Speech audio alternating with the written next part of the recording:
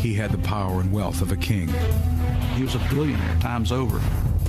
He killed anyone who stood in his way of becoming the world's most powerful drug lord. Pablo was untouchable. He terrorized the nation of Colombia and made an enemy of the most powerful nation on earth. Drug money. He was the crown jewel. He is what we want.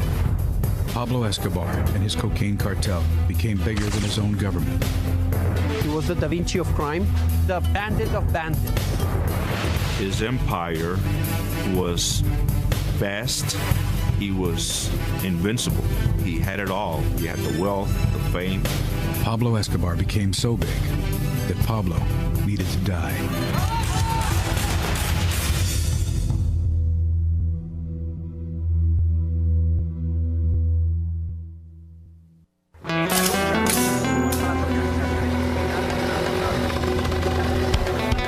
December 2nd, 1993. A team of heavily armed police officers converge on a two-story row house in the Los Olivos neighborhood of Medellin, Colombia. This moment is the culmination of the largest manhunt in history. The United States has devoted all of its intelligence and military assets to finding Pablo Escobar. Hundreds of millions of dollars. Its most elite troops and some of its most secret units. After all this time, all this money and effort and bloodshed, they finally found him. I never really knew that much about Pablo Escobar until I was working on my book, Black Hawk Down. And one day I was interviewing a fellow who was connected with Special Forces, and he had a picture on the wall of his office of a bloody, dead fat man on a rooftop surrounded by all these grinning men with rifles. And I interrupted him and said, "Excuse me, you have to tell me what that is." And he said, "That, my friend, is Pablo Escobar. I keep that picture on my wall to remind me that no matter how rich you get in this life, you can still be too big for your britches." And what that suggested to me was that the United States military had been much more involved in hunting down Pablo Escobar and killing him than I had previously thought. Mark Bowden's bestseller, Killing Pablo, uncovered a vicious covert war underwritten by the U.S. government in one of the most violent countries on earth. Incinerated by nearly 40 years of bloody civil war, Colombians have long been brutalized by both Marxist guerrillas and the right-wing paramilitary death squads who oppose them. A subhuman conflict fueled by a multi-billion-dollar trade in cocaine.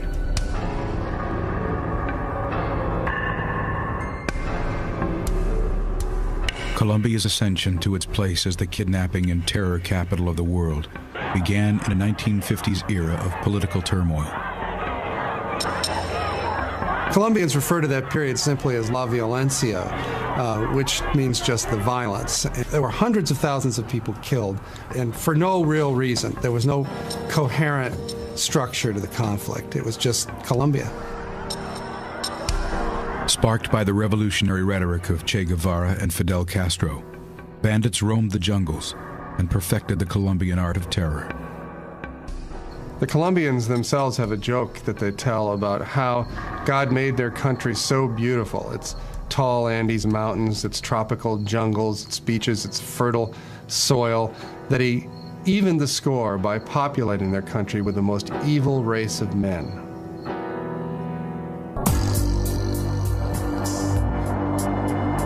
From the crucible of La Violencia emerged one of the most violent criminals the world would ever see.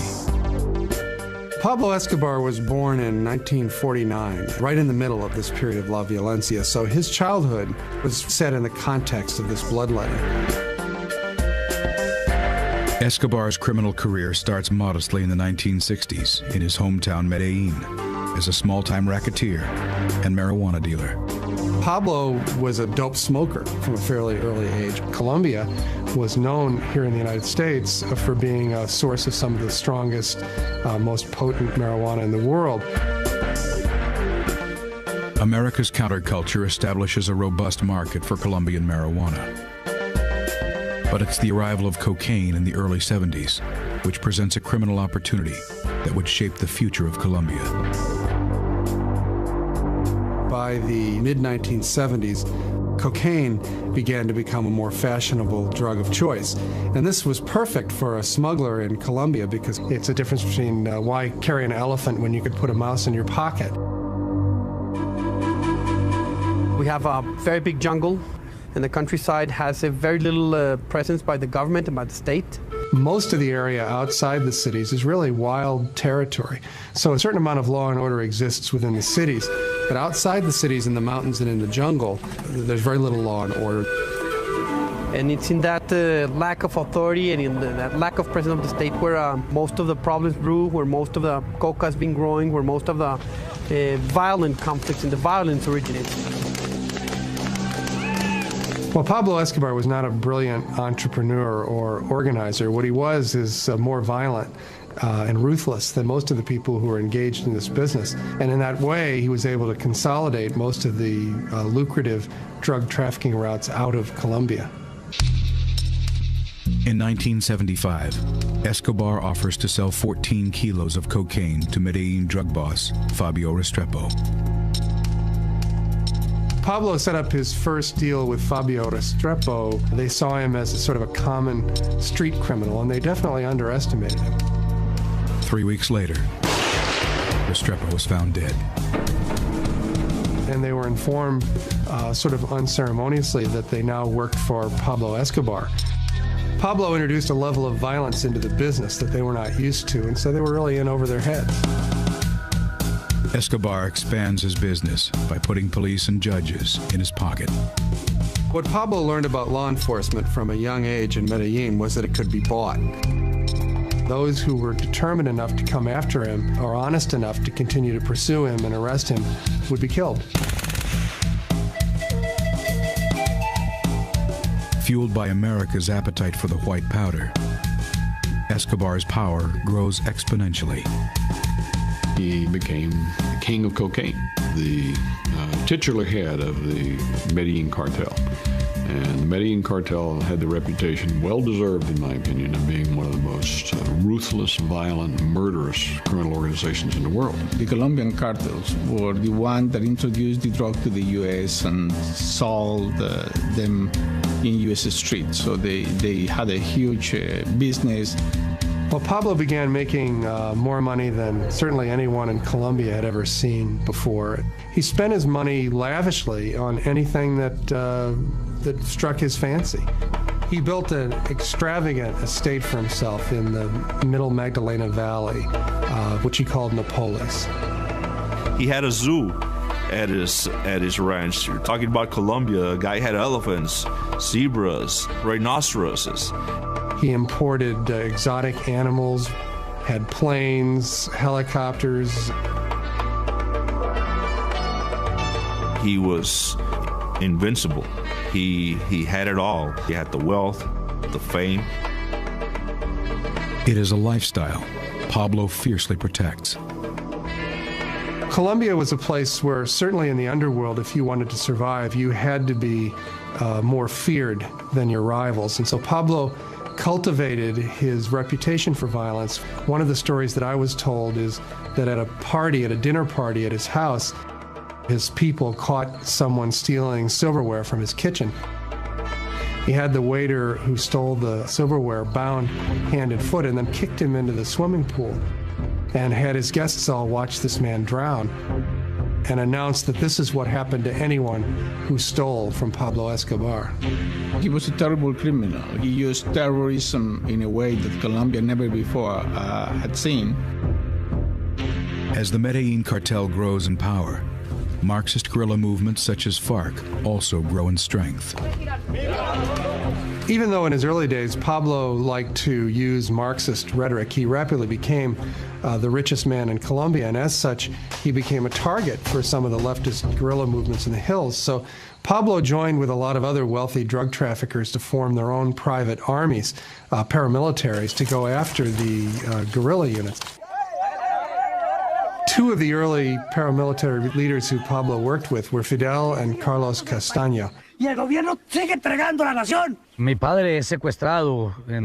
father was kidnapped in the year of 79 by the FARC guerrillas. Guerrillas de las FARC. Our lives turned 180 degrees. De 180 grados, éramos campesinos. With the Colombian government unable to protect its citizens from Marxist guerrillas, Carlos Castaño and brother Fidel establish a paramilitary army called the AUC. Es así como una vez. Once they cowardly killed my father, I made a decision to fight. They created this organization of paramilitaries with the support of the drug traffickers, primarily the Medellin cartel. This is when my brother Fidel met Escobar and began a friendship with Escobar. The Castaños became allies of the Escobar organization. The paramilitaries were an armed branch of the drug traffickers. Of course, with all the kind of private army he had and a huge amount of money, he became very powerful. Pablo had ambitions to be more than just the wealthiest man in Colombia and its most successful criminal. He wanted to be beloved by the people of Colombia, and he wanted to have a legitimate political power.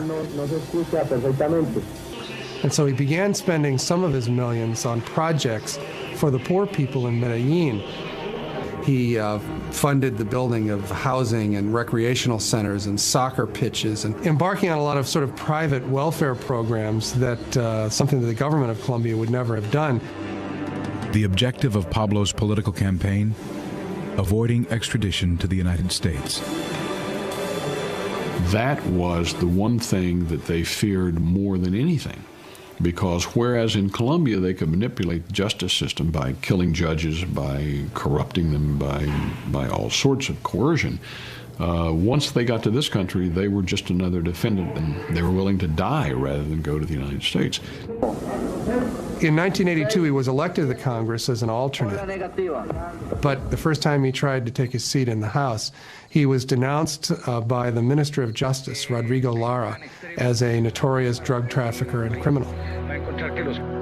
Escobar's criminal history surfaces in the Colombian press, and his fall from grace is swift. Pablo is banished from the political scene, and many of his assets are seized. Pablo was deeply humiliated by Lara's denunciation, and really from that day forward was at war with the state of Colombia. The U.S. ambassador had warned Lara that his life was in danger, in fact had given him a bulletproof vest. 3 months after taking his stand against Escobar, Lara is tracked by one of Pablo's gunmen.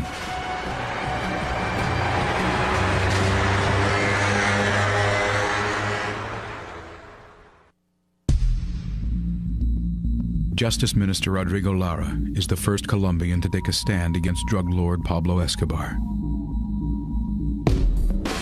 April 30th, 1984. Lara is followed from his office by one of Escobar's hired guns.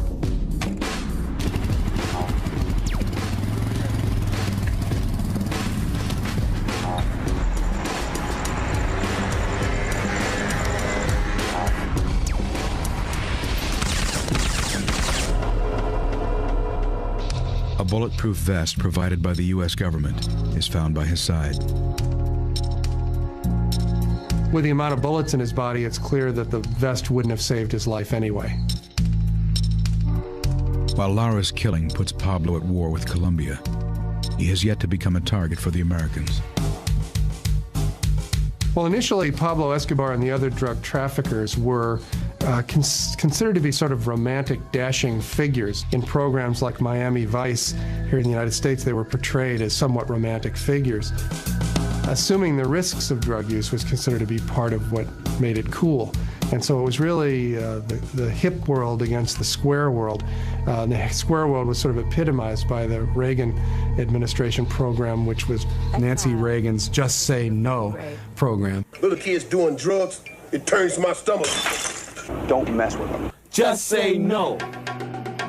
In the early 80s, cocaine begins to transform the landscape of urban America.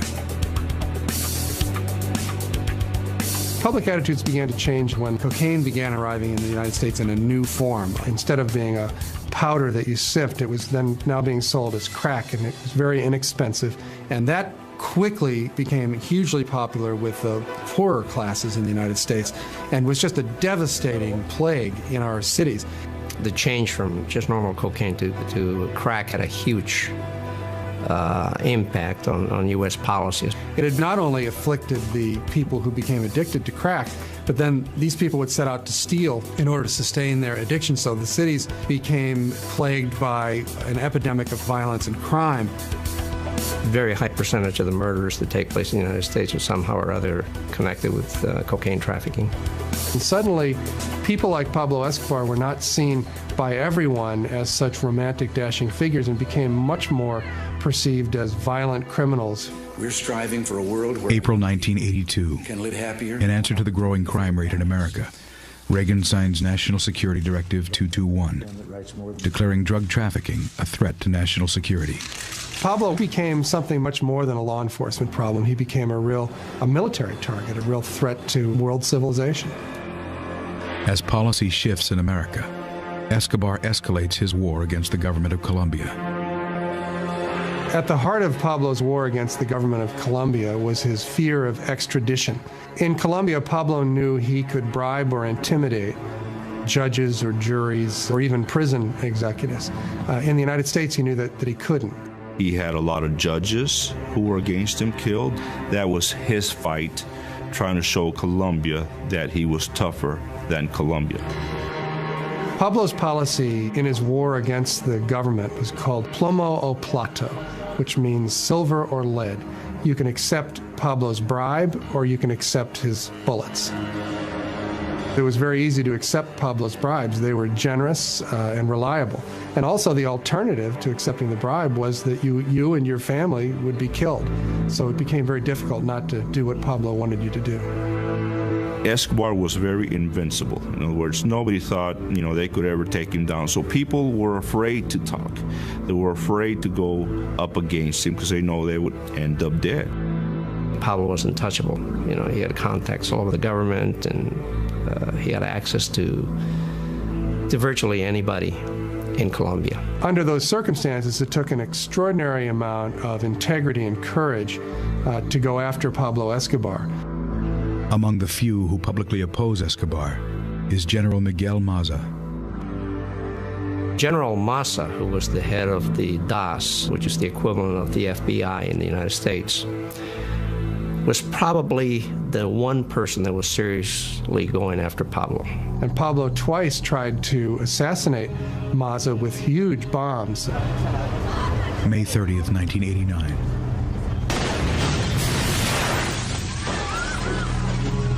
Escobar targets Maza with a remote detonated car bomb. Maza's car was at the center of the blast. Its wheels were melted to the road, but he managed to kick the door open and step out unhurt. It killed many people.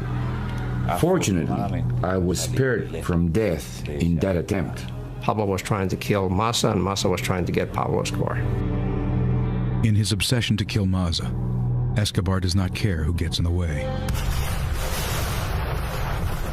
500-kilogram bomb was placed in a bus which was driven in front of the headquarters building of the DAS, which was occupied by Maza, and was detonated. Hundreds of people were injured at that time, and about 70 people were actually killed.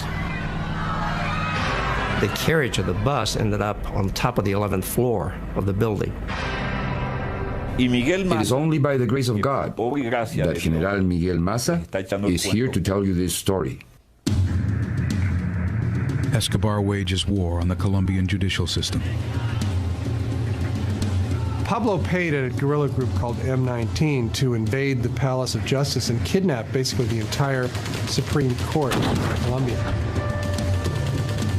The M19 went into the courthouse for the purpose of taking and destroying all the evidence against the drug traffickers. Most of the Supreme Court judges were killed. Records were destroyed. The government responded to the invasion of the Palace of Justice by invading it, which led to a bloodbath during which 11 of the country's 21 Supreme Court justices were killed. There was no institution that was safe from Pablo Escobar. The issue of extradition became a centerpiece of the 1989 presidential campaign. Louis Galan was the leading candidate for president. Galan was campaigning promising to utilize extradition to rid Colombia of drug traffickers like Pablo Escobar. Escobar and his gang decided that Galan was an obstacle, that he shouldn't be president of Colombia. August 18th, 1989. Galan prepares to deliver a campaign speech in Sochoa, southwest of Bogota. Pablo Escobar targeted him and had him killed. Pablo was responsible for assassinating 3 of the 5 candidates for president. The man who took Galan's place was his campaign manager, a man named Cesar Gaviria. This was a very, very difficult period. Escobar was trying to kill me. If he had the possibility of killing me, he would not doubt a second. November 27th, 1989. Presidential candidate Gaviria is scheduled to fly Avianca Airlines Flight 1803 from Bogota to Cali. One of Pablo Escobar's lieutenants is instructed to board the plane with a suitcase he is told contains a listening device. Unbeknownst to Escobar's man, the suitcase is in fact a bomb.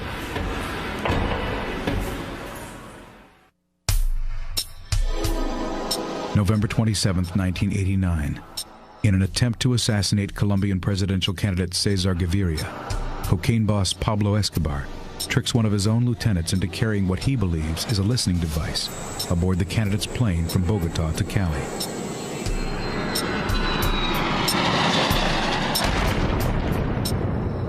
Avianca Flight 1803 goes down in the mountains outside Bogota. 110 people are killed. There are no survivors. Gaviria, as it happens, was not on the plane. But at the point where Pablo bombed an airplane, he became what the United States considers a clear and present danger. There were 2 American citizens killed on that plane. So under the long-arm statutes, we could prosecute him for the Avianca plane. With cocaine continuing to flow across the borders, American drug policy changes from intercepting drug shipments to taking down cartel leaders. It became very evident that we had to target them more specifically. As their power grew, it became evident that they had to be dealt with.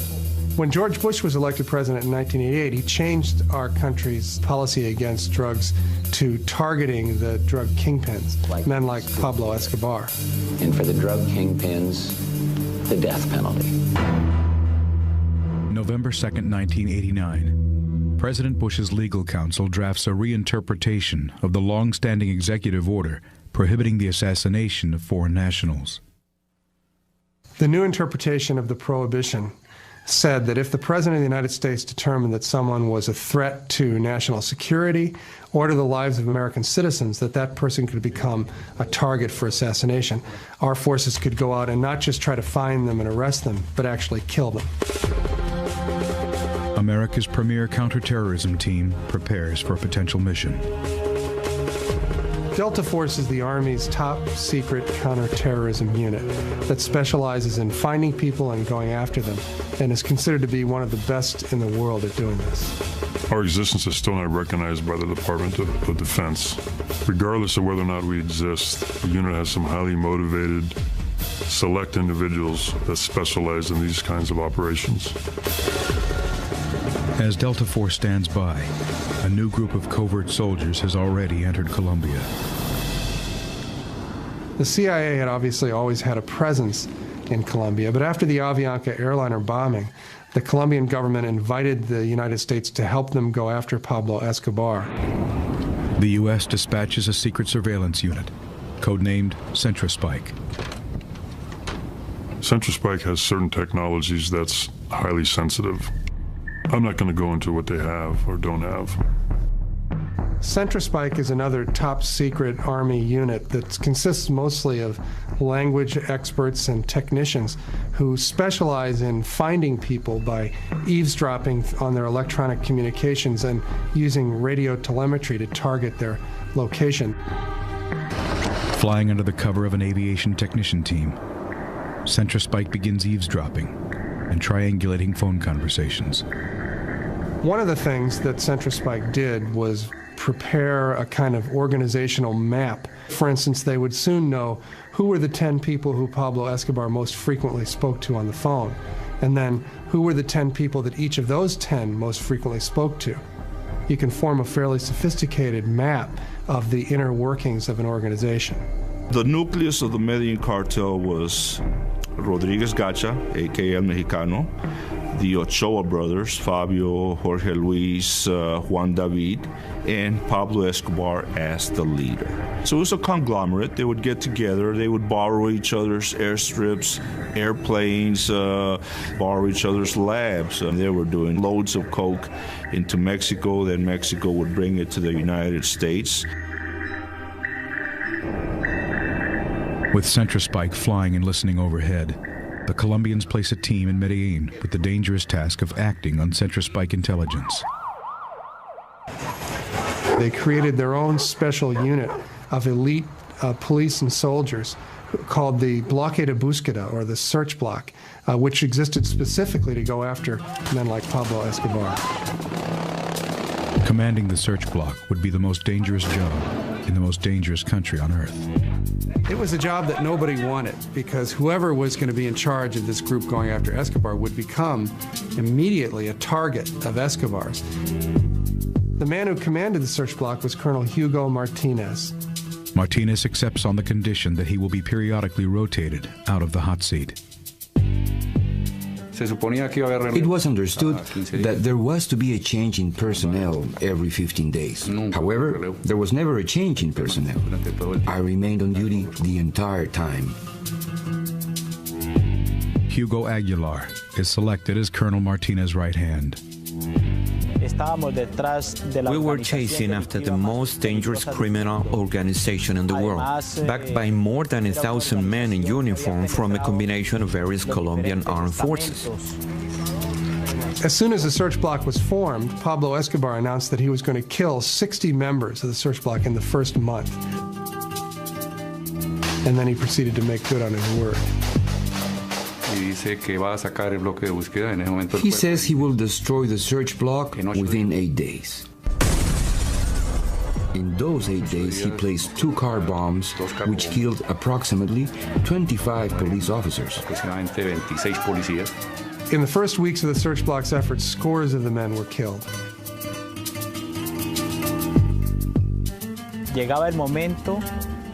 There were times when we would feel powerless before such a criminal.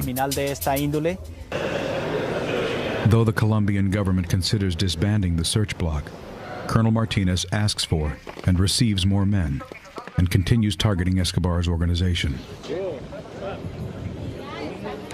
The first of the drug traffickers that CentraSpike targeted and found was Rodriguez Gacha. When the CentraSpike located Gacha on a hilltop finca just outside of Bogota, they turned over this information to the Colombian government. Gacha and 3 of his associates are gunned down in a battle with Colombian forces. Gacha went down fighting. I mean, shooting at the police. Escobar would soon lose more vital assets. CentraSpike enabled the Search Block to target a lot of the key people right around Pablo Escobar. They started arresting people, they started killing people. The Search Block began killing or arresting the top people around Pablo, including his longtime associate and his cousin, Gustavo. And Gustavo Gaviria was the brains behind the Medellin cartel. Escobar remains unaware that CentraSpike is listening in from above. CentraSpike got to be so effective that Pablo came to suspect that he had an informer in his inner circle. So he began torturing and killing people around him who he suspected of collaborating with the authorities. What he didn't realize was that the information was being provided by the secret American unit Centrospite. Escobar was not the only one who operated by violence. All of these hitmen and associates of Escobar were killed in what the police would euphemistically call shootouts with the police. Colonel Martinez or his troops may have gone to the extreme, but this wasn't a normal criminal that they were after. Pablo Escobar rates right up there with Adolf Hitler. This is a man that's responsible for thousands and thousands of deaths of innocent people. The search block was a 700-man SWAT team, and you can't run an operation like that without it being violent. They were being shot at and killed all the time. This was a war. It was an armed confrontation between the Medellin cartel and the state. Desperate for an advantage in his war against the state, Pablo begins kidnapping Colombian dignitaries. I was kidnapped on September 1990. I was a classical kidnapping in which a couple of cars, 3 cars blocked your car. They killed my driver.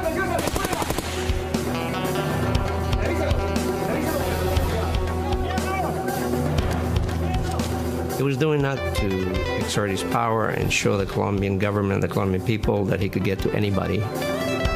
Escobar will use his hostages to negotiate the terms of a surrender.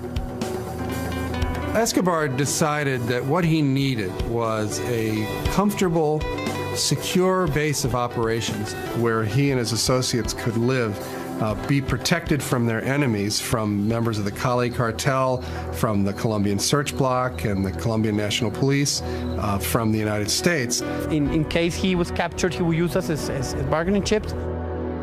As Escobar negotiates with the Colombian government, the hostages remain in the hands of his sicarios. I was kept in a very small room. I was chained to a bed, 4 guards. It's an experience in which you survive by the second. When you're in the hands of Pablo Escobar, you don't know what's going to happen. You know, you can be dead the next second. So I didn't have any illusions of surviving. I thought I was going to die. January 24th, 1991. Pablo executes one of his hostages. Days later, another is killed in a rescue attempt. That was the toughest point. I cried a lot. I got used to knowing that maybe the next day would be my last day. At this point, Pablo is literally running from hideout to hideout, knowing that if Colonel Martinez catches up to him, he's going to be killed, but at the same time not wanting to surrender until the terms had been worked out to his satisfaction. Pablo is playing a very dangerous game with the Colombian government. He felt the pressure. He knew we were getting very close. The president was warned about the danger in negotiating with Pablo Escobar, but he went right ahead. The deal that Pablo made with the government of Colombia was he would discontinue his violent campaign against the state in return for being able to build his own prison on a mountaintop just outside of Medellin called La Catedral. May 20th, 1991. As a concession towards his private sanctuary, Escobar releases his remaining hostages. I couldn't believe it. They took me to a street. They gave me money for a cab. And finally, a guy picked me up, and I told him, please take me back home. As part of Pablo's deal, General Maza is removed from his case. With construction underway on Escobar's private prison, one last demand must be met. They actually held a Continental Congress, basically, where they rewrote the Constitution of Colombia to ban extradition. And the day that the amendment to end extradition was put into the Constitution, Pablo Escobar turned himself in. He held a press conference on the mountaintop outside the prison and graciously announced that he decided to end his war against Colombia. He sent this message: tell President Gaviria I will not let him down. The agreement was thus sealed. I personally viewed it, along with my colleagues working on the search, as having been defeated. He knew we were close to getting to him, and this was his way out. To us, it was a defeat. We had lost, and he had won. Even as Pablo is incarcerated in La Catedral, he sends a message to Colonel Martinez. They discovered a bomb that had been planted by one of Pablo's hitmen. Pablo's deal with the government of Colombia evidently didn't include ending his war against Colonel Martinez.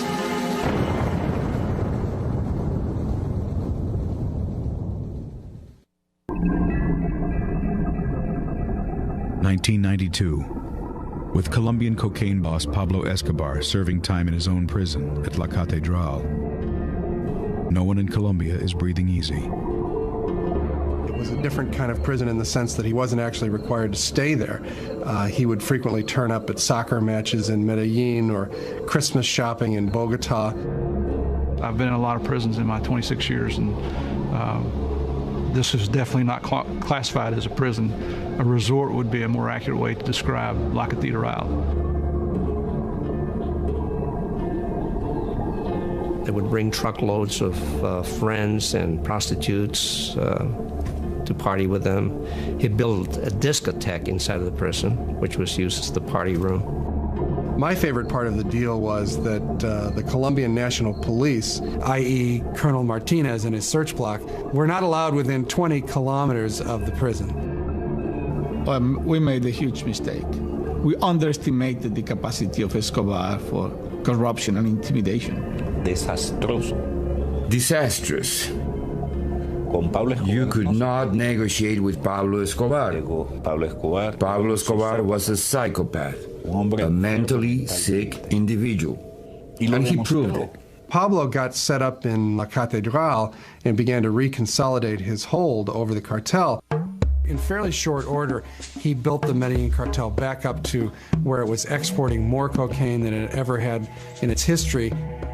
He was still doing his same old activities of ordering the killings of people, of sending dope. So nothing had changed except that now he was safer. Some of his subordinates had begun basically running the organization for themselves and apparently had been helping themselves to large portions of the profits. Two of the associates who were doing this, the heads of the Galeano and the Moncada families, were invited up to the prison for a chat with Pablo. Pablo had them both executed. I'm declaring a Fujimori. In other words, I'm taking over. I am taking over the government, and I am the boss now. I run everything. President Gaviria had put up with a lot of the criticism of his deal, but the embarrassment of putting Pablo up in such luxury and giving him such relative freedom finally reached a turning point when he learned of the executions inside the prison. So he was like running his business from jail, and I gave orders to move him to Bogota. Ambassador Morris Busby receives the news while back in the States. The phone rang, and it was Janet Christ, who was the political counselor, and she said the president has moved against Escobar. He has sent a military team up to Envigado, and they're going to take him out of the prison. He made the decision that they had to move Pablo from his self-built prison to a real one. Eduardo Mendoza, who was a vice minister of justice for Colombia, was sent up with the army unit just to observe. But, of course, Escobar found out about this before they got there. With Escobar aware of their plans, the army refuses to enter the prison. Mendoza took it upon himself to go in the prison to negotiate with Escobar to try to reassure him that he really was just going to be transported to a different prison. And, well, things went badly. Escobar got very angry with him and said this was a violation of his agreement with the president and basically took Mendoza captive inside the prison. Justice Minister Mendoza is held at gunpoint inside Escobar's living quarters. While Mendoza was being held captive in the prison, Pablo's men kept threatening to kill him. As the standoff continues through the night, President Gaviria calls in the Colombian Special Forces. Time was passing, and we need to do it. In the early morning hours, they assaulted the prison. Mendoza, in the confusion, is corralled by one of the Special Forces sergeants that threw him to the ground and basically sat on him and then directed him on how to run out of the line of fire and managed to escape with his life. It was incredible what happened. I was indignant and furious because I did not understand, and I do not today. Several hours later, Janet called again and said there has been a real fiasco. The whole operation was a failure. They discovered that Escobar had escaped. Escape is not the correct word. He walked out of the prison. He controlled the guards. He controlled everything. I think he had like 12 of his best assassins staying with him, and they all escaped that night. The Americans associated with this mission were delighted that Pablo had escaped because while he was in prison, they hadn't been able to go after him at all. Now that he was free, it opened up the possibility of targeting him again and killing him. We were elated because the hunt was on again, and we knew we were going to get him. President Gaviria makes a plea to the U.S. Embassy. Gaviria had said to me, I don't know what restrictions you've been operating under in this country up to the present time, but I'm telling you right now, we need your help. There are no restrictions. I asked full cooperation of the U.S. in this matter. We needed to find Escobar. He asked Ambassador Busby for a military help, and the first thing that occurred to Busby was Delta Force. He made a request to Washington to bring Delta Force to Colombia to help lead and train the Colombian forces to go after him. We got some assets into the country. We got a lot of very, very competent people that came to Colombia literally within hours. All kinds of groups were there. The unit, the agency, Central Spike, all to provide support for the Colombian command. I always believed that we had a very, very good shot at finding Escobar in the early going. He was the crown jewel. He is what we wanted. Delta Force places 2 operators at La Catedral. While Central Spike would put their ears on the target, Delta Force would put their eyes on it. Central Spike and Delta Force were able to pinpoint Escobar's location literally days after he'd escaped from prison. By the time the Colombian forces act on the American intelligence, Pablo has vanished. In order to be successful with Pablo, it had to be very time sensitive, because if we got intelligence that Pablo Escobar was at location X last night, chances are he wasn't there anymore. As Escobar's trail grows cold, a decision is made to reform the original search block. This time, it will have the full support of the United States law enforcement, intelligence, and counterterrorism agencies. Peña and Murphy went to live in Medellin with the task force. I mean, that was their second home. This search block was now more organized, had more of a focus, had more intelligence, had better equipment to start the second search for Escobar. With corruption and fear permeating the Colombian forces, there is one clear choice for commander of the new search block. I did not ask to be reassigned to head the operations. But when he escaped from La Catedral, my immediate thought was, this represents an opportunity to finish the job. He was one of the few Colombian police officers that was not afraid of Pablo Escobar. And he was completely obsessed with getting Pablo. So a decision was made to bring Colonel Martinez back. They spent the latter part of 1992 basically training Martinez and his men to be more effective, basically to be a proxy Delta force in this effort to get Escobar. The search block immediately begins launching daring raids throughout Medellin. It was very stressful. I mean, it's one of the most stressful, I guess, dangerous points in my life. You got to remember that we were going after probably one of the world's most dangerous persons. Through his lawyers and the press, Escobar desperately tries to reclaim his deal with the government. But this time, there will be no deal. We all the time say, he can only give up. We will not guarantee him anything.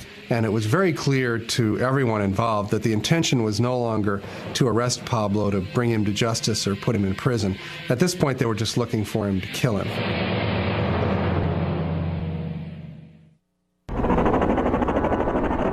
(1992). Despite the full cooperation of the American forces in the hunt for Pablo Escobar, the drug boss remains at large and protected by his powerful Medellin cartel.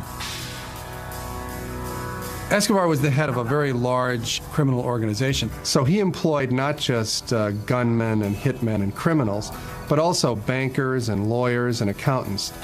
He had an infrastructure in Medellin, so we started targeting other members of his organization. We began to systematically cut away all of his support mechanisms, all of his infrastructure. We built up a large body of intelligence, put together organization charts down to the lowest lieutenant in his organization.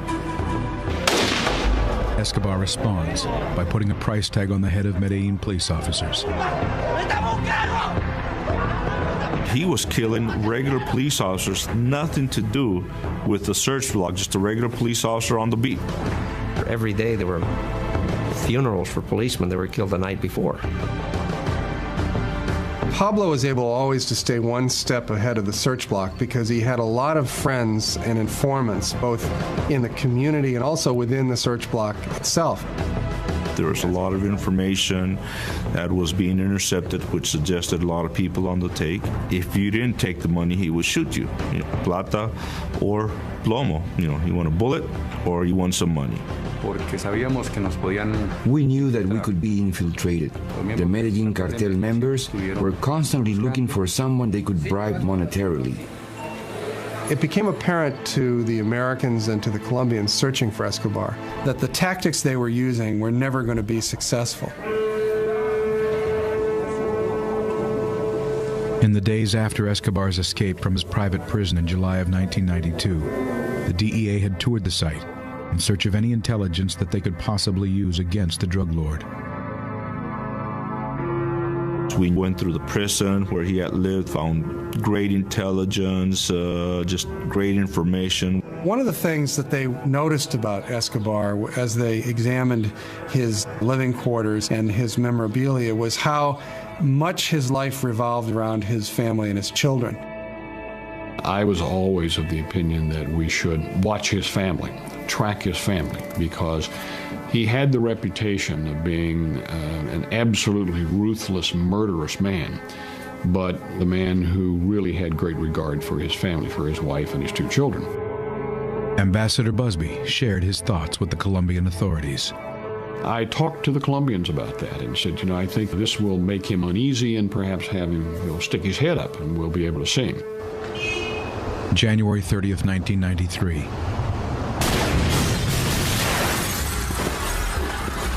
A 220-pound car bomb explodes in front of a bookstore in downtown Medellin. It killed scores of people, many of them children shopping for school supplies.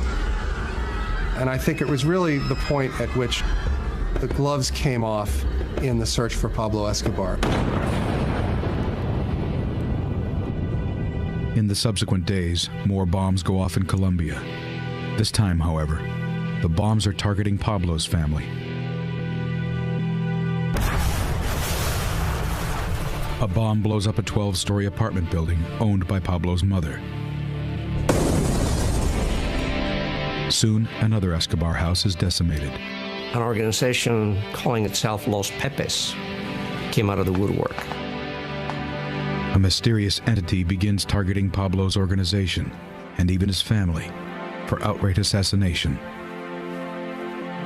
Los Pepes, which stood for, in its acronym, People Persecuted by Pablo Escobar, suddenly burst on the scene, targeting and assassinating anyone who was associated with Escobar. It had the earmarks of a psychological operation of some sort. But it got very quickly beyond that, and it became a murderous bloodbath. People being killed by the Pepes almost every night. They ran the whole gamut of crimes. So, in reality, Los Pepes were just as ruthless as Escobar. Anybody who had any connection with Escobar was either killed, arrested, or running for their lives. Personally, I thought he was getting a taste of his own medicine. Let's just call it another flank he had to worry about. The police, never did stuff like this. I mean, he was always worried about the police, but now you have Los Pepes playing outside the rules. They started to play dirty just like Escobar. They were killing as many as 5 and 6 people a day. They would assassinate these people and leave signs hanging around the neck of the body, signed Los Pepes. While Los Pepes is exterminating Escobar's support structure, the search block takes down some of Pablo's top lieutenants, such as Tyson Munoz. The search block raided the apartment, cornered Tyson, and killed him in the proverbial gun battle with the Colombian police. The confrontation was pretty much inevitable because these people were not going to be taken alive. In my opinion, the police did not want to take them alive either because the wheels of justice don't work in Colombia the way they do in the United States. Despite an official prohibition, many of the American forces are rumored to be participating in the search block raids. Delta Force operators and the DEA agents very frequently went along on these raids and often led them. We couldn't stand back and feed them this information about a potential Escobar hideout and expect them to go out and participate in all the dangerous activities while we sat in the rear, and drank our coffee and waited for them to come back and report to us. So Javier and I decided ourselves that we would be involved in these operations. Right there on the front lines with the guys, running in, kicking the doors, going in, participating right alongside the Colombian National Police. With Americans funding, training, and possibly even participating in search block raids, concern grows over a possible connection between the search block and the death squad, Los Pepes. There were allegations on the part of Pablo that Los Pepes and Martinez were one and the same. I was very much afraid of somehow DEA being contaminated by what was going on up there. There's been accusations that members of the Bloque de Busqueda provided information to Los Pepes. Did I ever see that? No. Did I ever see any indication that happened? No. Could it happen? Sure, it could happen. There's 600 guys in that operation. It's still something of a mystery who Los Pepes were, and that's obvious because the Los Pepes were basically murdering people.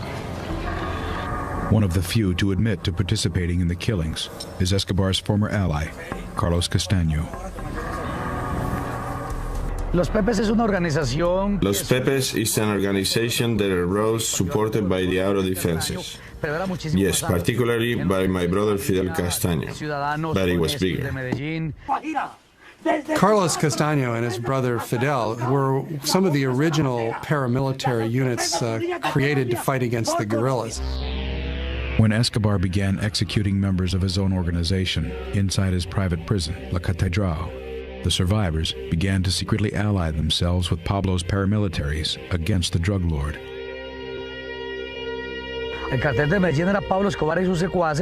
Pablo Escobar killed most of his friends and allies and his pals. But there were relatives that survived that lunatic and they joined us. The drug trafficker said, "We're sick and tired of this guy, we're going after him." And they created the Pepes, and they attacked him exactly the way he used to work against society and against them. We realized that he was a monster that we had to fight against no matter what. So when they turned against him, they knew the inner workings of his organization. They knew who the people were, where the money was. Los Pepes reportedly received support from Pablo's chief business rival, the Cali cartel. The Cali cartel was more than happy to help Los Pepes or the Search Bloc or the Colombian government go after Escobar because he was their primary rival. And by eliminating the Medellin cartel, it just made for a more lucrative business for them. Colonel Martinez and the U.S.-backed Search Bloc are rumored to be cooperating with Los Pepes. Colonel Martinez was at this point, even though he denies it, I think, was willing to work with these elements from the underworld because for him, the battle with Escobar had become very personal. You could say that Escobar affected all of us who were Los Pepes members. When things started to get really ugly, when Los Pepes began killing people wholesale, it was clear to the Americans working in Bogota that this was out of bounds. And if word got back to Washington that the United States effort was connected in any way to these death squads, then Washington would basically pull the plug on American involvement. This threw something into the game which really could have brought everything to a grinding halt. Mark Bowden's Killing Pablo cites classified cables outlining the American concerns about Los Pepes. While the United States Embassy in Bogota maintained the pretense that there was no connection whatsoever between Colonel Martinez's Search Bloc and Los Pepes, I came across the DEA's cable traffic back and forth from Bogota to Washington, which documents the knowledge of DEA agents that Los Pepes were intimately involved with the Search Bloc. Ambassador Busby himself wrote a rather lengthy cable to Washington where he details the fact that their own intelligence showed that there was a connection between Los Pepes and the Search Bloc. In fact, Ambassador Busby had gone to President Gaviria to complain about this and to demand that this connection cease and desist. I had several meetings, and one of them, I want you to say, every member of the police, that that this is not an instruction, that this is not the policy, that we shouldn't be involved in that. Days after Gaviria's orders to the police, Los Pepes issue a press communique announcing they are officially disbanding. And in effect, for a period of time, Los Pepes did cease and desist. So it was obvious that they understood that there was a connection between the police and Los Pepes. Though officials moved to distance themselves from the vigilante group, Los Pepes continue their bloody campaign. Los Pepes were the first tactic employed against Escobar that was immediately effective. In short order, everybody associated with Escobar, his family members, his lawyers, his bankers, his accountants, were either running for their lives or dead or under arrest. And very quickly, Pablo began to find that his protective shell was disintegrating. We confronted Escobar's terrorists. There were a lot of killings during this confrontation. We could see that the impact that they were having was incredible because they were playing without any rules. Officially, the United States was not involved in the efforts of Los Pepes at all. But if you look at what they were doing in Colombia at the time, it's clear that they were working hand in hand with Los Pepes, whether they intended to or not.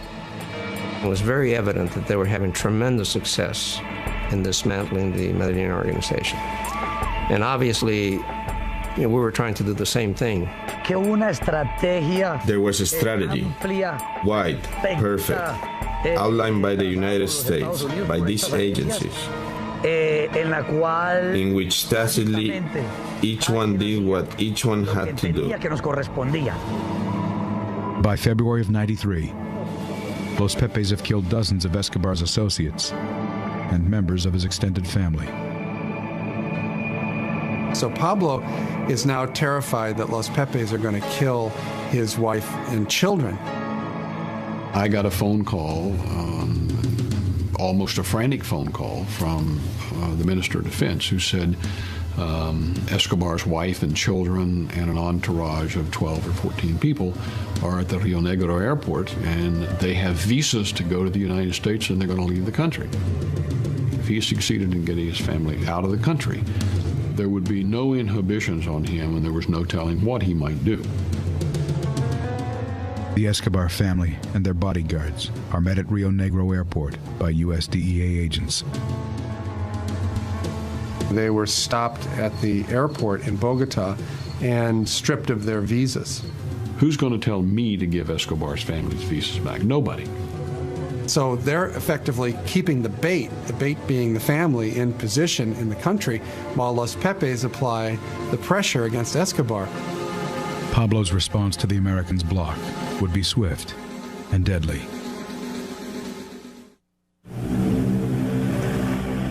April 1993. With his family prevented from fleeing Colombia and forced back into the hands of the death squad Los Pepes, cocaine king Pablo Escobar exacts his revenge. Pablo's response was to set off a 300-pound bomb in Bogota that leveled a city block. One of the predictions that we had made was that as we began to tighten the noose on Escobar, things would get more violent, that he would react, and he certainly did. I think we had 9 bombs in Bogota in the space of about 2 months. Hundreds of people killed. Los Pepes responded by kidnapping and murdering Pablo's chief lawyer, Guido Parra. And when they killed Parra, they also took his teenage son and murdered him too. They hung signs around their neck that said, "What do you think of the exchange for the bombs, Pablo?" and signed them Los Pepes. Despite allegations that Colonel Martinez is cooperating with Los Pepes, he is kept on as commander of the search block. Colonel Martinez stood up and did the job that had to be done. Nobody else wanted to do it. A lot of people were afraid to do it. Colonel Martinez realized that the fight between him and Pablo Escobar was a fight to the death. And at the end, either he or Pablo Escobar was going to be dead. With Centra Spike finding no sign of Pablo's voice on the airways for months, Colonel Martinez requests the support of a Colombian ground surveillance unit. The Colombian National Police were having a lot of success with a small unit that operated portable direction finders in collaboration with Centra Spike. And Colonel Martinez requested that this unit come to Medellin. Martinez receives the unit, but he insists on sending one of its members back home to Bogota.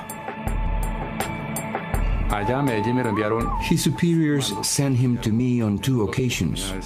And on both occasions, I sent him back because he bears my name.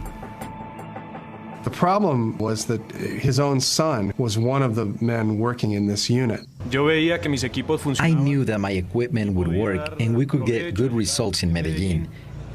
But he was always resistant to my working in Medellin for my safety.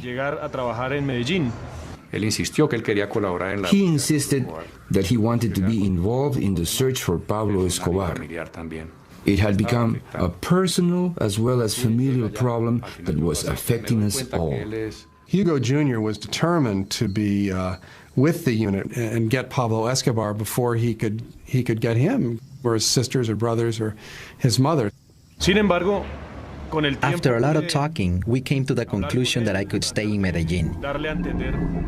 We could get no more rest until we captured him.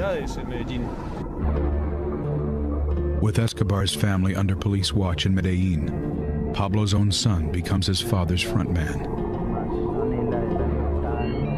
He talked to Juan Pablo just about every day by radio phone, and Juan Pablo became the one person who he trusted, who he could communicate with to do his bidding with the government. While Pablo strategizes with his son, Colonel Martinez's son tries to pinpoint the transmission. I was very sure that I would find Pablo Escobar with this equipment. As the hunt for Escobar gets new life, rumors continue to cloud the search block. Known members of the Medellin cartel are seen meeting with search block officers outside the search block base, including a notorious assassin. An individual that we knew only as Don Bernardo at that time. And I'll admit, we did interview him. The Colombian National Police brought him in as an informant. and he provided information about Escobar and his associates. It was one of those things that happened in a dirty war. There was lots of informants. I can't say, if they were part of Los Pepes or not, but there were informants. Among those working as a secret informant for the Colombian police is Carlos Castaño. I provided information to the police under the code name Alecos. They never knew I was Carlos Castaño, leader of the paramilitaries. We're not afforded the luxury of having informants who are priests. Bloque de Busquets was the good guys. The narcotics traffickers were the bad guys. Washington also becomes concerned about a possible connection between Los Pepes and Delta Force. The tactics being employed by Los Pepes were basically the same tactics that Delta Force was in Colombia teaching to the search block. There had been a lot of comments that the Pepes were using like tactics. From what I had heard, they were just ruthless. There's no tactics behind that shit. They just whacked people. Anyway, they were very efficient. In Washington, the fear was not just that members of the Colombian search block who had been trained by Delta Force were, in fact, moonlighting as members of Los Pepes, but that Delta Force operators themselves might be participating in these hits. November 12, 1993. The CIA briefs the Pentagon on suspicions of a connection between Delta Force and Los Pepes. A decision is made to pull all American forces from Colombia. I did get word that we were going to be told that our military units were going to be pulled out, and I certainly didn't want that to happen. Ambassador Busby was then able to go to work with his connections in the White House to countermand the Joint Chiefs order to remove the people from Colombia, and they stayed. As Busby buys the search block precious time, surveillance teams continue to crisscross Medellin.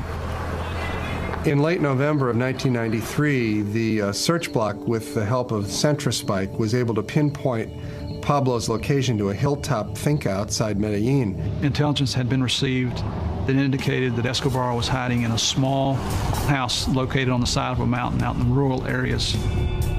When the assault forces hit the house, they burst in and Pablo wasn't there. In fact, Pablo had been talking on the radio, but he would walk up into the woods a short distance from the house so that he'd have a better line of sight communications with his son Juan Pablo in Medellin.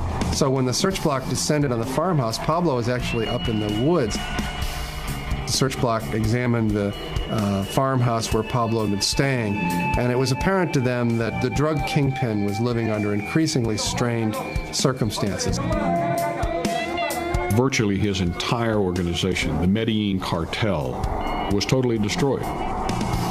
One of the few remaining links to Pablo's empire is his son, Juan Pablo. The Escobar family was staying in an apartment in Medellin, and the Los Pepes were sort of picking off people who worked for the family. So they were pretty terrified.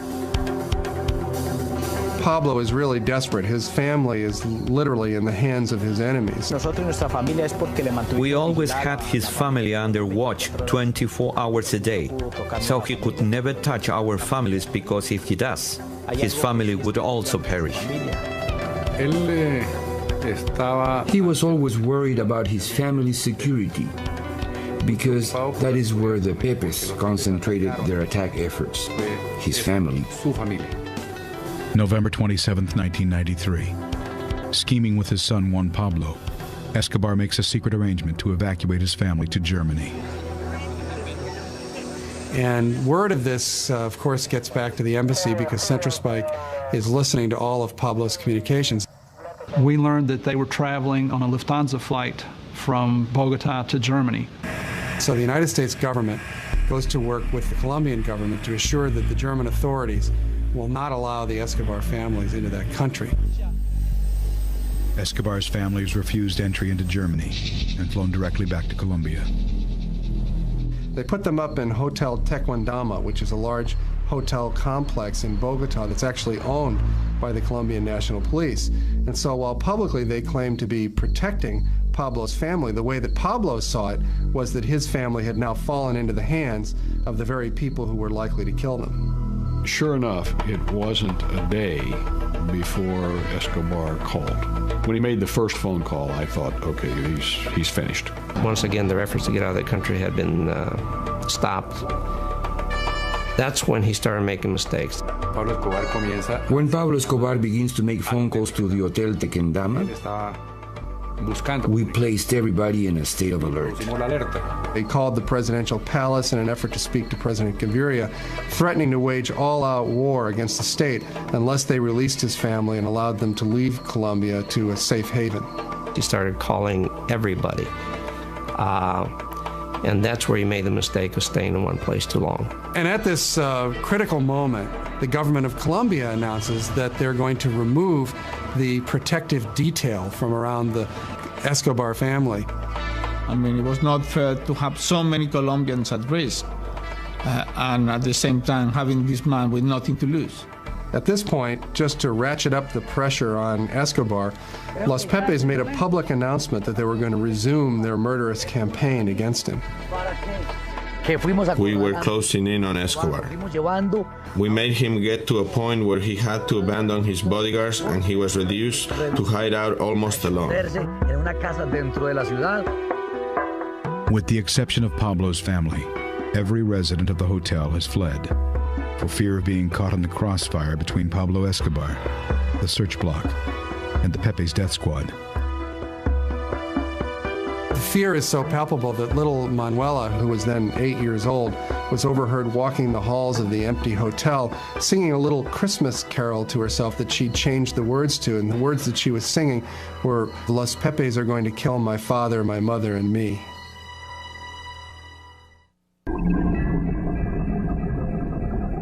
December 1993.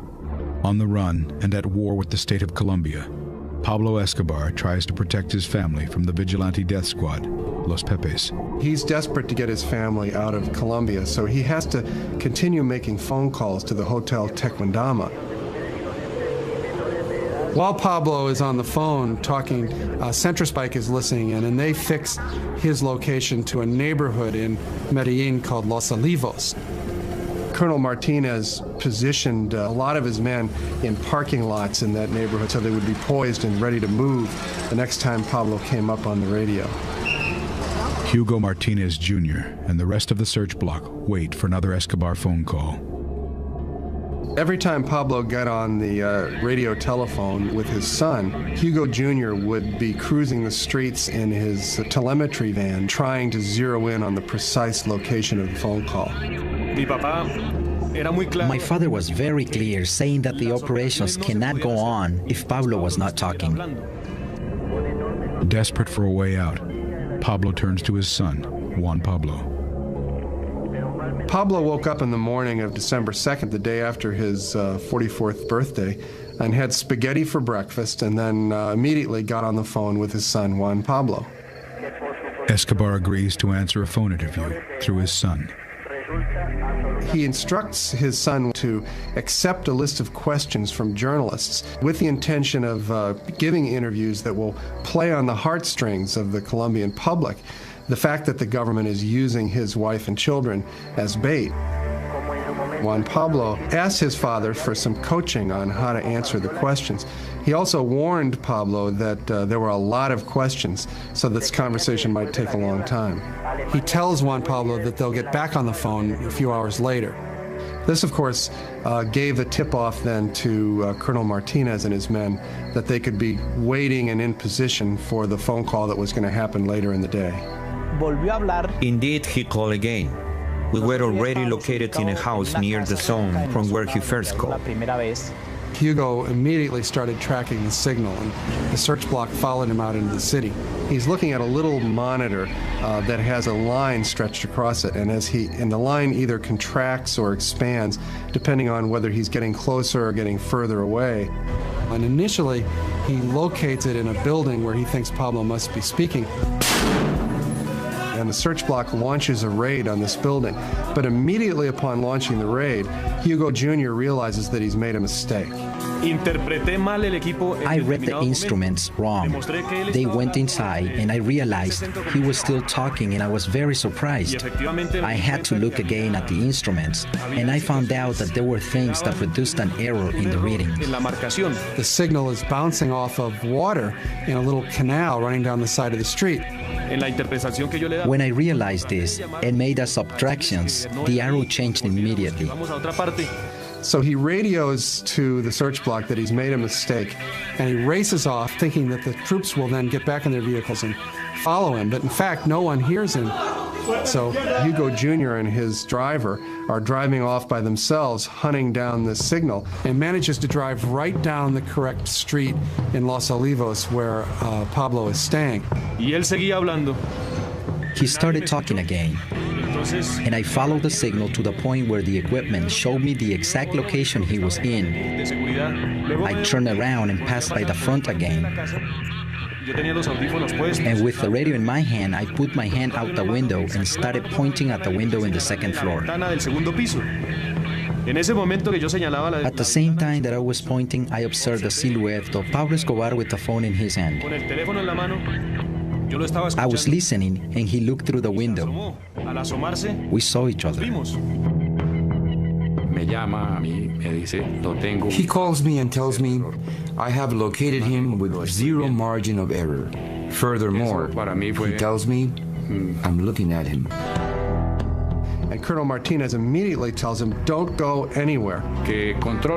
I tell them that they should wait for the search block, but if they had to confront him, to do so. And so Hugo went around to the back of the building, and some of the men with him staked out the front door. Pablo Escobar was very calm. We did not see him trying to make any escape attempts. He was very still, maybe waiting for luck to help him again. But this time he was surrounded. Hugo Aguilar's team reaches the scene and immediately makes the assault. Pablo hadn't noticed anything peculiar and was still talking on the phone with his son Juan Pablo when the explosive charge went off on the door downstairs. We began going up the stairs. I was up front. Pablo Escobar said, "There is something going on here. I'll call you back." And he threw the telephone. He ran to the window and he went into the abyss. Escobar's lone bodyguard, Limon, is the first to reach the window. The man that was with Pablo Escobar came out of the house. He jumped and he headed in our direction, shooting. Limon attempted to race across the rooftop and was apparently shot on his way across the roof. The force of his momentum carried him right off the roof, and he landed on the grass behind the garage. And then Pablo Escobar appeared. He had two guns in his hands. Pablo began trying to inch his way out along a wall that bordered the rooftop, looking for some avenue of escape. He was talking to the police with such rage and shooting in and out of the house. When he was against the wall, we were not able to get a line of fire to hit him. He started walking to the front. And since the roof goes up, we started seeing more of his body. And at that moment, he fell.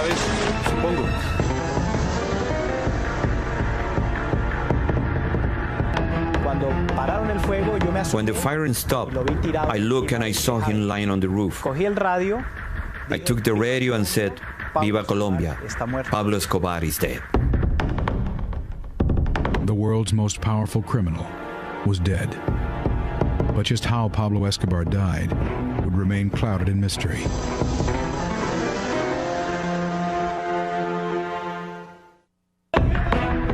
December 2nd, 1993. Drug lord Pablo Escobar is gunned down on a rooftop in Medellin, Colombia.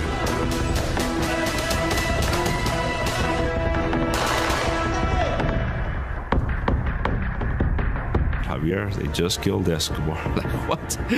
They just killed him in Medellin. It's all over the press. So, I mean, I was happy. I was elated.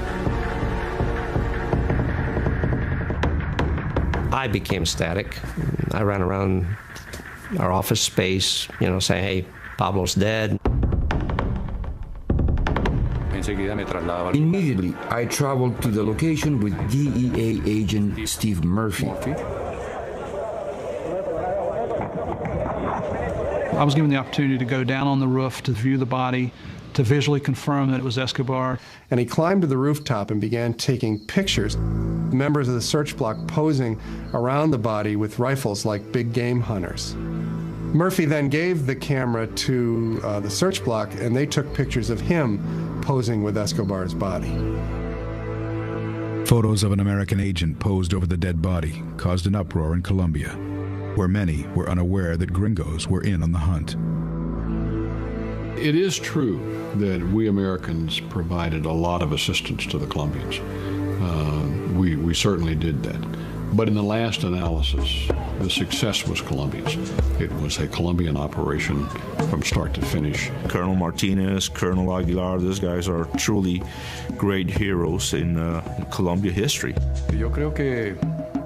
I believe I have performed a great service to my country. At the end, I considered a victory for the world. While there was no question that Pablo was marked for death, how he died remains a subject of conjecture. The official version of Pablo's death is that he came running out from that wall across the rooftop with a gun in each hand, screaming at the police and swearing at them as they gunned him down. El tiro de la pistola. The shot from my gun was the one that perforated his heart. And the one from the R-15 went through one of his ears and came out through the other ear. That is why we were able to end the story of Pablo Escobar. It may be true, but Pablo's usual modus operandi in these circumstances was not to stand and fight, but to flee. And so it seems more likely to me that Pablo, hearing the door being broken down in his house, would have tried to jump out the back window and run away. What makes sense to me is that Pablo was trying to run away across the rooftop when he was hit. He was shot 3 times. One of the bullets hit him in the leg, one of them hit him in the torso, and the third went right in his right ear. It's definite that the bullet that went in his right ear killed him.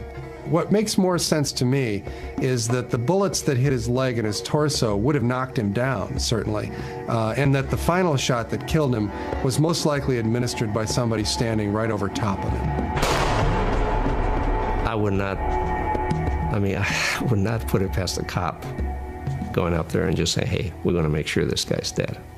I think he was shot up close. They wanted to make sure he was dead. Whoever it was knew he wasn't to be taken alive. There have been a lot of accusations that there was a coup de grace shot after Escobar was down. I saw no indications of that. It's always possible that someone made a great shot like that from a distance, but the Colombian National Police had tremendous incentive to kill Pablo Escobar. Nobody wanted to see him arrested again.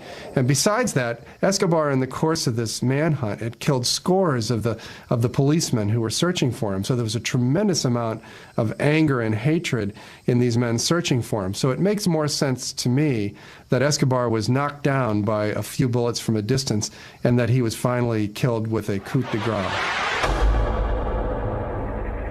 Some believe that the final blow was actually delivered by an American. Within the Delta Force community, there's sort of a legend about Escobar's death, which holds that he was killed by Delta Force. It was not so much a victory for Delta, but a victory for the whole special ops community.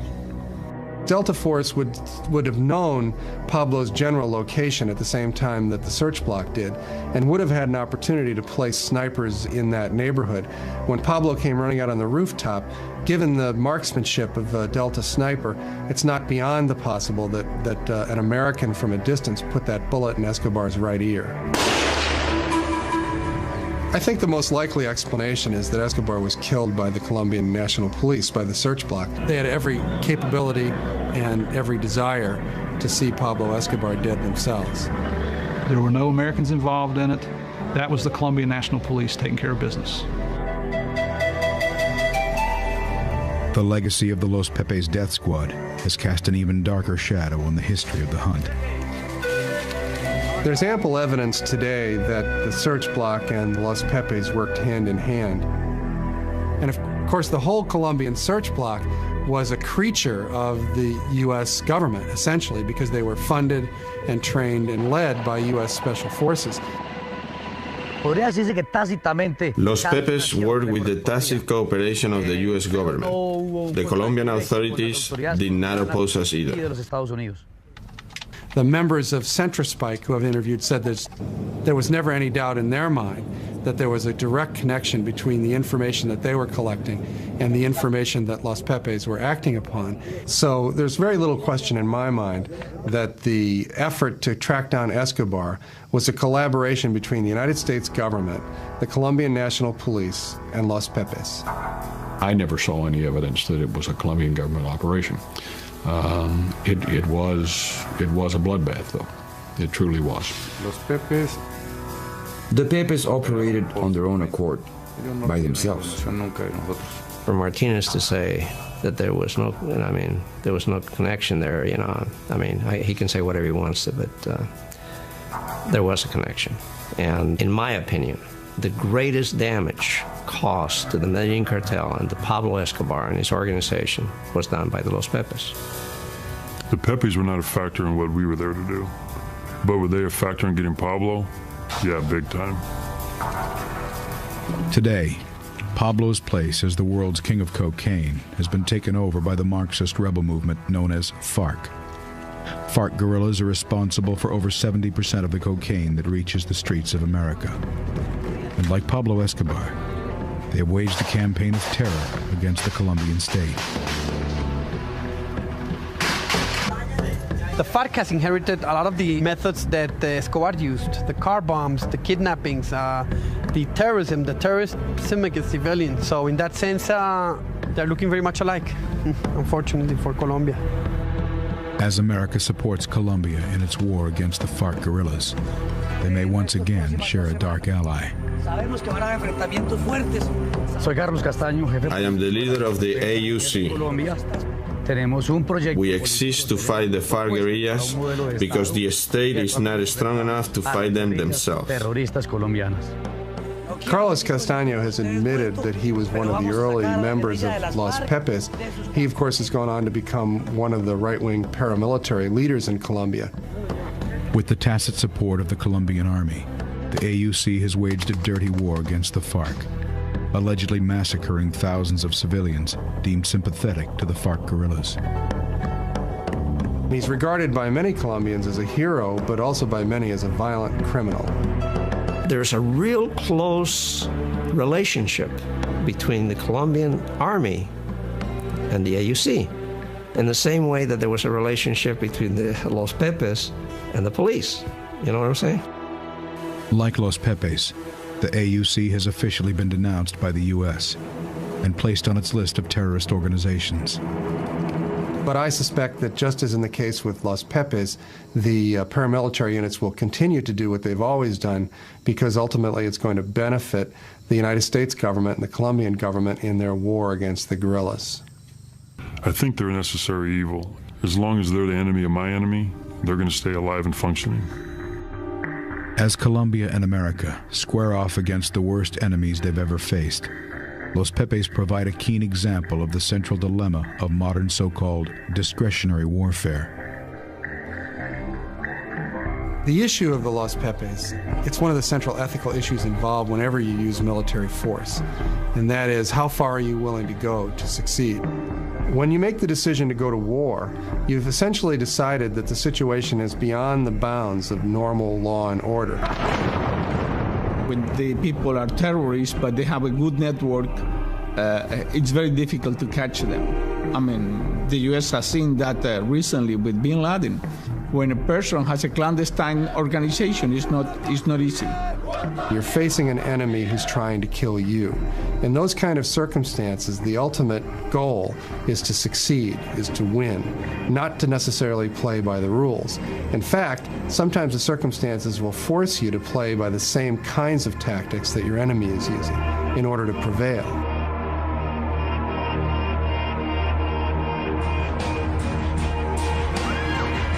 While most Colombians have lived with it for their entire lives, most Americans have only recently known the reality of terror.